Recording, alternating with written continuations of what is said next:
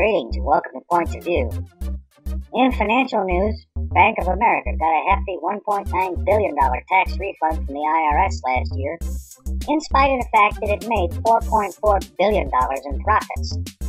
Speaking of Bank of America and profits, apparently $4.4 billion isn't enough for the financial giant. Bank of America recently said that it would now charge customers $5 per month if they use debit cards to make purchases.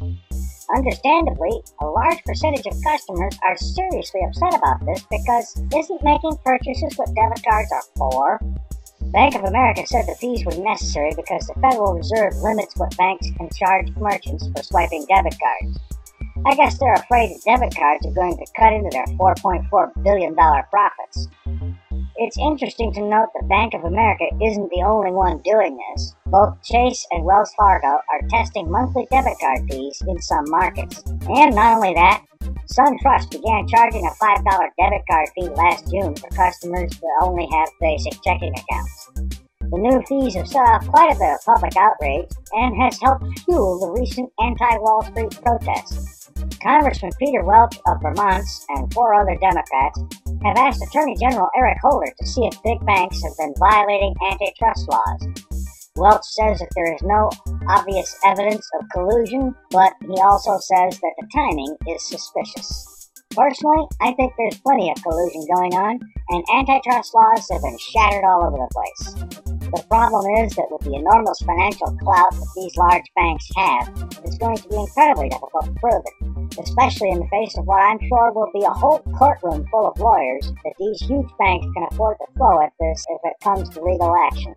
Meanwhile, in lighter news, the Halloween Babe of the Week award goes to this silver princess dressed up as the Tin Man's girlfriend.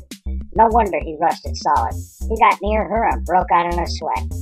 If you'd like to enter the running for the next Halloween Babe of the Week, just PM me with a link to your picture. In other news, a group of Citibank customers were attempting to close their accounts as a form of protest. Citibank responded by locking 24 people inside the bank until police could arrive. What? Are you freaking kidding me? Now people aren't allowed to close their Citibank accounts? And by the way, there's a link in the description to a related video about this, which was shot by an eyewitness observer. Now, I realize that there may easily be more to this situation than this one report is telling, but I still think that Citibank went way overboard in their reaction, and that earns them the Boob of the Week award. Let's slam a bra on them.